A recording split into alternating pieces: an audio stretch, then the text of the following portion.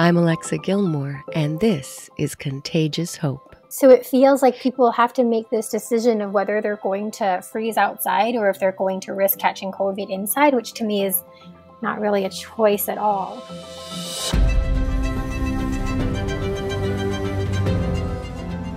Hello, friends. Today I'm in conversation with Greg Cook and Lorraine Lamb, outreach workers at Sanctuary Ministries of Toronto. But most people simply call it Sanctuary, a place in the heart of Toronto where you can go to be seen and celebrated, walked with and cared for. Guided by the gospel, the heart and center of this community are the very people who are often excluded in the mainstream. Those experiencing poverty, lack of housing, addiction, mental health crisis. At Sanctuary, they can get meals, health clinic support, arts programs, street outreach, Sunday services, and so much more. Their website says the most important thing we do is spend our lives together. From doctor's appointments to birthday parties, from evictions to finding a home, from jail visits to family visits, from mourning death, violence, and loss, to celebrating reconciled relationships. It's not uncommon for the people in Sanctuary community to say, "This is the closest thing I have to family." Lorraine and Greg, thanks for taking time to share your pandemic story with our listeners today. Thanks for inviting us. Yeah, thanks for this opportunity. It's an honor. Well, I wondered if we could actually start a little bit more personally today. What is it about the work that speaks to your heart and gets you up in the morning and to work each day? For me, it's the main thing is the connection, the friendships in our community. It's the chance to both know people in a meaningful way and also be known. The chance to listen and be listened to in a space that both, like, I very clearly have something to offer, at times act as like a kind of a person who's able to give things that we're able to resource that people need, whether that's a tent or a sleeping bag, or connect someone with, say, a doctor's appointment or a housing appointment. I'd say more than that, it's the conversations grow into friendships over years, and now been over a decade here. I think it's just a richness that I look forward to. Yeah, I think like I've worked elsewhere and done similar work, but I think, and again, we definitely don't always get it right, but we try to offer space for deep connection, and not just a kind of a professional institution where you put in your time. So we work really hard to not to be the case, and so I really appreciate that about this place and this community. Yeah, I would definitely also echo the community-driven approach in terms of how we try to do things. There are some days where working here feels like work, but there are also other days where showing up really feels like opportunities to just get to hang out with people that I really, really care about. And as Greg mentioned, like friendships that have been built over a long period of time. So for me, like, it's pretty sweet to know that I wake up and get to hang out with friends and call that my job, essentially. And it's also a huge privilege, I think, for myself to feel like I can be journeying with people that I care about, but also there is the reciprocity in that this community also really supports me as well. Lorraine, you mentioned journey, and I was thinking about how when I look back on my life, I can see moments that led me to be exactly where I am today. And I wondered if either of you would be willing to share one story or a moment in time that led you to be a Sanctuary outreach worker and community member. A story or a moment that sheds light on why you are doing what you do. I actually grew up in a church culture that really celebrated the idea of, like, I quote, serving people. And so for me, I always kind of wanted to be involved in spaces where I felt like I could give something. And I remember being in my first year of undergrad, and I showed up at a community drop-in that's actually just down the street from Sanctuary. And I showed up with the intentions to, like, okay, I'm going to help cook a meal for poor people. And they asked me to make beet soup, and I cut up turnips instead because I couldn't tell the difference between beets and turnips. And so they were very kind and just said, you know what, Lorraine, why don't you just go sit in the dining room and get to know our guests?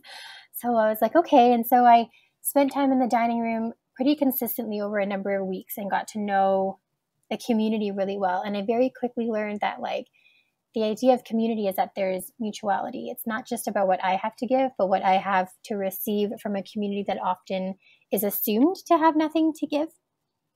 And so the longer that I built relationships and friendships here, the more that this community became like an extended family and friendship. And it was actually people in this community who brought me to Sanctuary. They were like, oh, you should come and, see this other place we go to have lunch and hang out with people. And so I followed them, and they were the ones that brought me to Sanctuary. And there is a common thread amongst our team in that we all kind of show up and then we don't end up leaving. So here we are. I love it. Greg, do you know the thread that you followed, the moment in time to get you to Sanctuary? Yeah, I'm definitely more of a thread than moment in time person. My partner bugs me about that. So I think for me, so my childhood, I grew up actually in Southeast Asia, moved around a lot, I guess interact with people that didn't have materially very much. And then I would come back to Canada. I lived in Etobicoke, have neighbors who had lots of things and pools in their backyards. And so I think one of my big questions growing up was, why is the world this way? For university, I studied political science and history, I think partly to answer that question. And so I think part of my answer was really wanting to do something about that inequality, the fact that some people have so little materially and some people have so much. But I think also in the midst of that, I also recognize that often having a lot doesn't mean fulfillment or necessarily happiness. And often we can learn the most from people that are, say, maybe at the margins about community and what it means to belong. And so I think ultimately I worked at a few drop-ins at places, but I think ultimately one of the things that drew me to Sanctuary was both this chance to kind of engage in a place in a city with a lot of wealth and get to know people who don't and kind of figure out with them how to try to change things. But I think also I was ultimately looking for a place to call home because I traveled so much as a kid. I didn't really feel I had a home. And so I think that's one thing I think that draws a lot of people here is whether we come as people who like don't have a house or maybe in my situation as more of a middle class person, but also wanting to find some sense of home and belonging.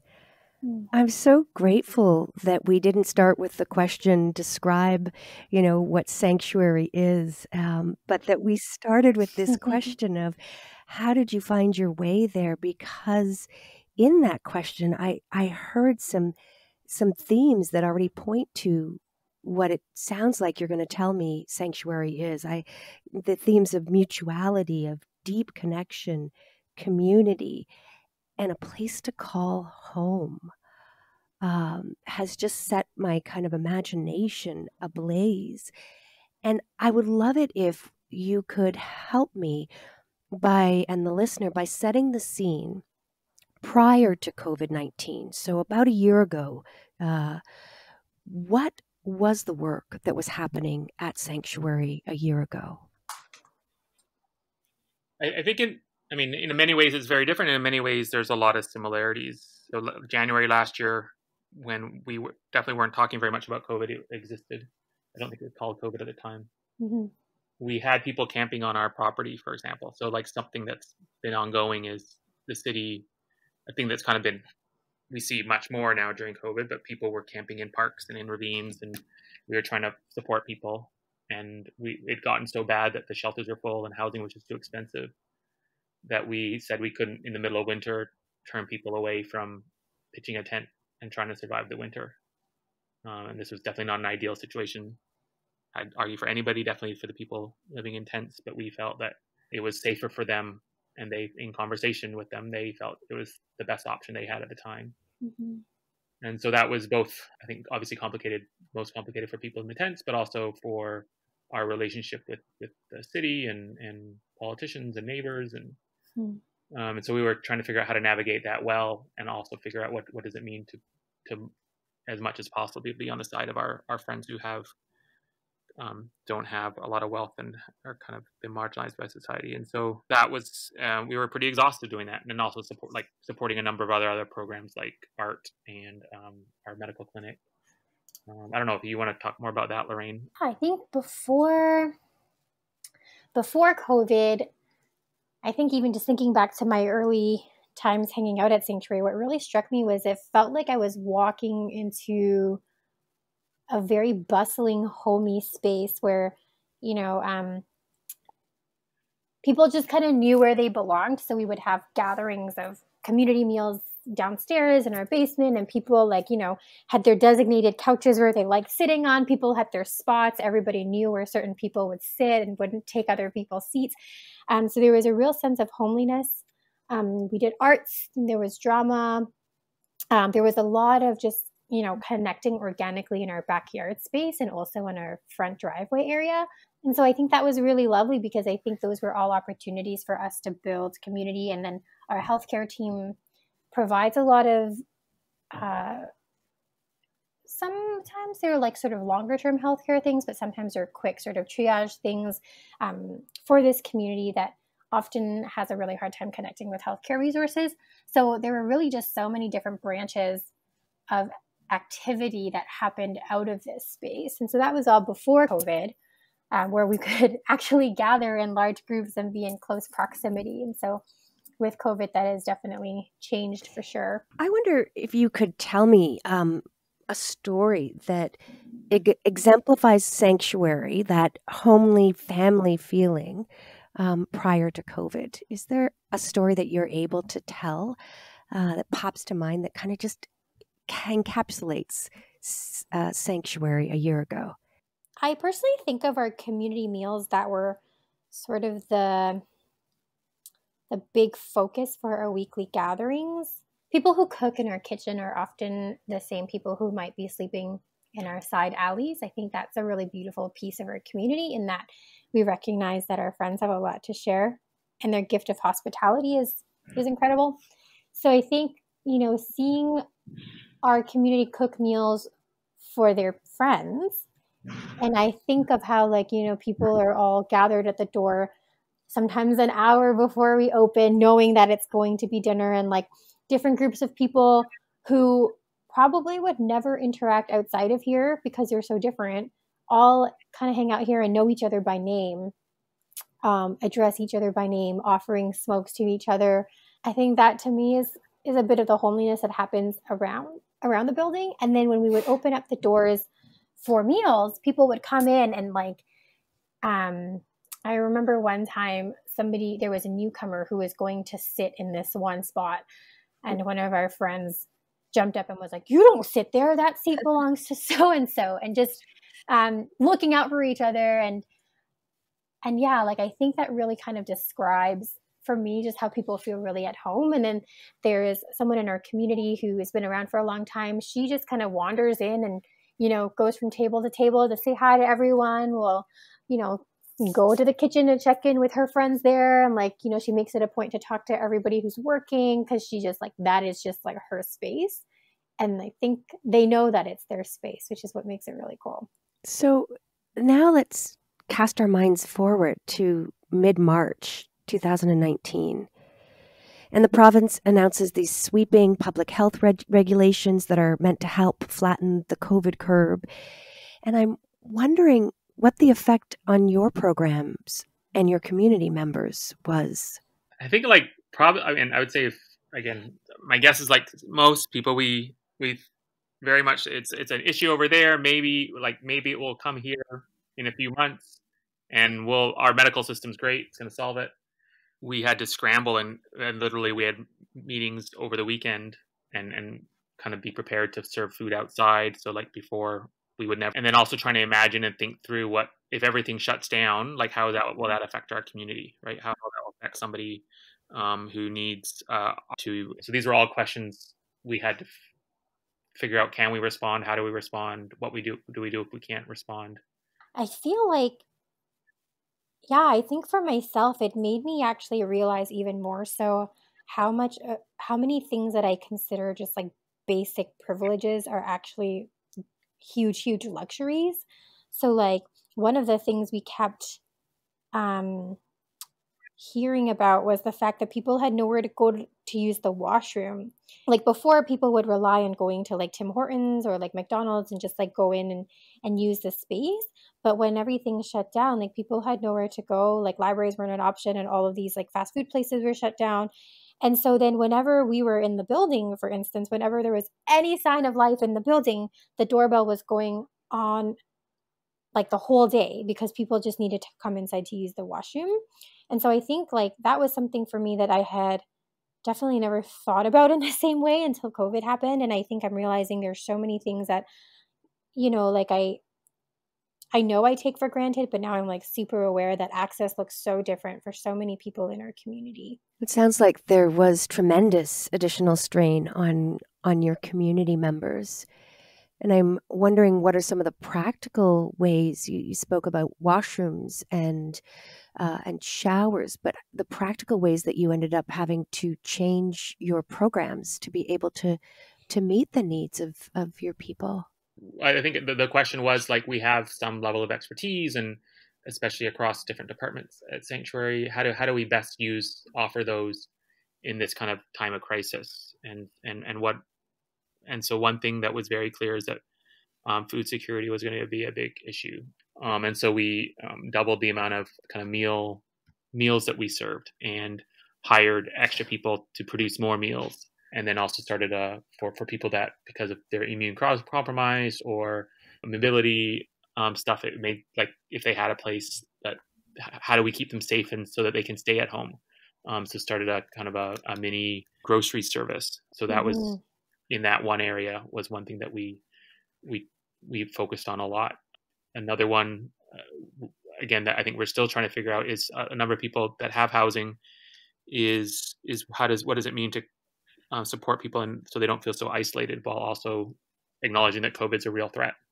And so setting up a warm line and trying to check in with people over the phone, trying to connect people with phones if they didn't have them. I think those are two areas that we've tried to be creative and think about. Yeah, I'm just trying to think. I mean, I feel like we shifted our outreach for a bit too. So like before COVID, outreach was we would walk specific routes, but I think when COVID happened, there was definitely more outreach walking into the encampments. That's my sense. And also like when we had a huge encampment beside our building, we basically spent a lot of time just in the park connecting with people in the summer. I definitely think that's one of the ways that we had to shift for sure. Oh, I would say also art supplies.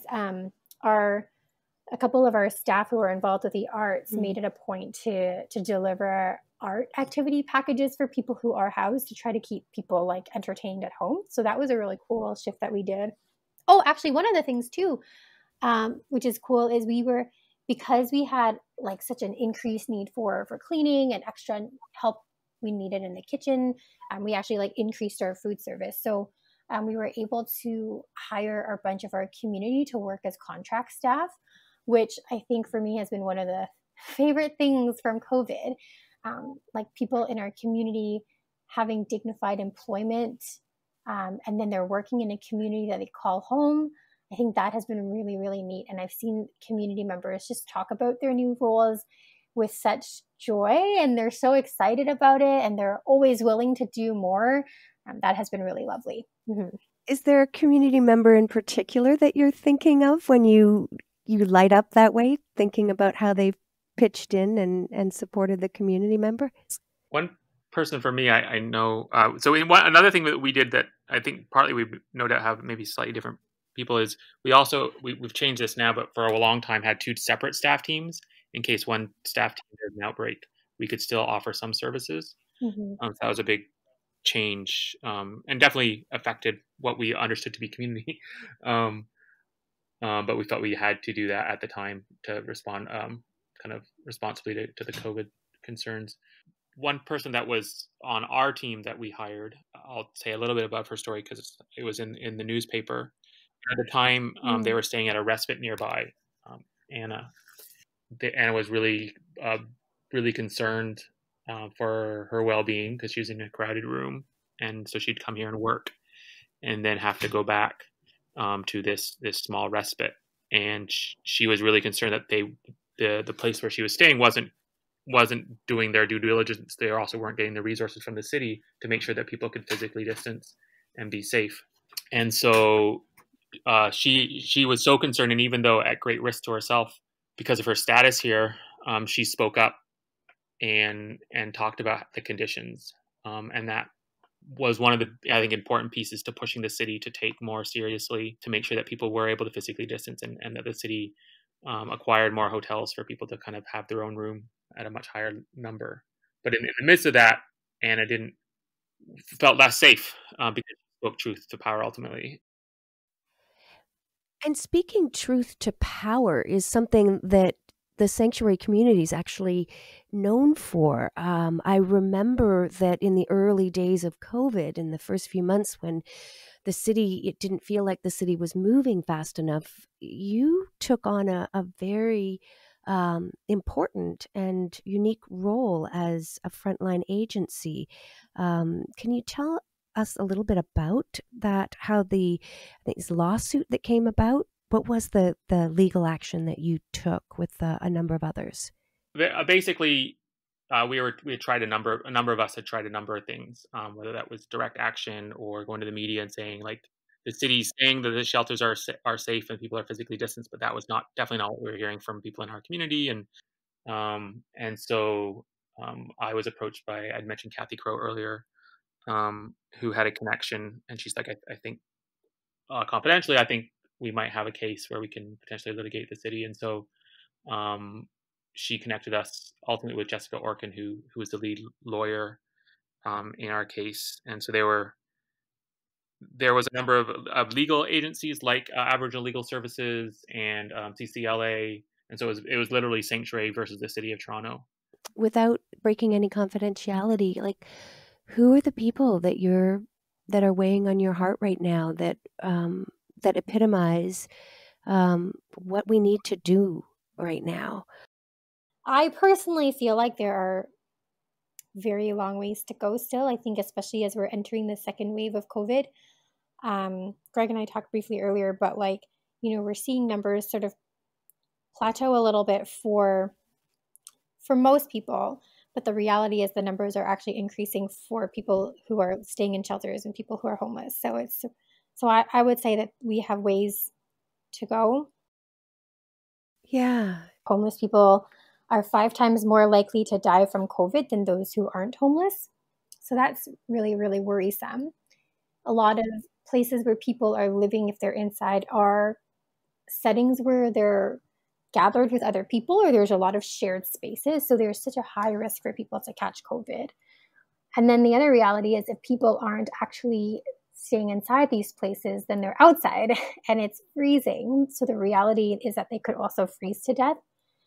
So it feels like people have to make this decision of whether they're going to freeze outside or if they're going to risk catching COVID inside, which to me is not really a choice at all. Right before we went into lockdown, there was a death in our community. And then over Easter weekend, just in April, we had 3 deaths in the community. And I remember talking to someone who said to me, like, I feel so sad, but it's impossible to feel sad because we're in COVID and we can't even hug each other and we can't even do a memorial service. I think that to me spoke volumes just about how heavy things feel for a lot of people. And so even if we eventually crawl out of COVID, there are still all these other weighing things going on. I'm wondering, listening to you and feeling that weight of that trifecta of COVID and opioid and homeless crisis. And as you look to the future, is this survivable or is this a breaking point? I am super encouraged, as Greg said, about the networking pieces, but I'm also really encouraged by the number of new connections that I have made with people who aren't necessarily working in this sector, in this field. There have been so many people during the pandemic who I think maybe they're just getting more awareness about what's happening, or they're maybe seeing tents more in their neighborhood, or people just asking really great questions and wanting to dive in. I think that has been really, really encouraging to see for me. I also think, like, there are a number of people in our community who were able to get housing during this time, and to see how well they're doing and how excited they are at how things are going, like, that gives me hope to continue to press on and remind myself that, like, even if things feel really awful, it's not futile. Lorraine and Greg, I want to thank you so much for this virtual gathering, the rich storytelling, and the important work that you're doing each day. It's been a real pleasure to spend some time with you. Thank you. It's been great to talk to you too, Alexa. Thank you so much. And also to the listener, I want to thank you for taking in these stories and allowing them to live in transformative ways inside you. This podcast, Contagious Hope, explores the way love spreads and has spread over the last year. In these difficult times, it's important to know that there is no lockdown on love, no quarantine on grace, and that people of faith are always being called to the front lines, to the back alleys, to the lonely rooms, to the places where Christ is found. So thanks for listening.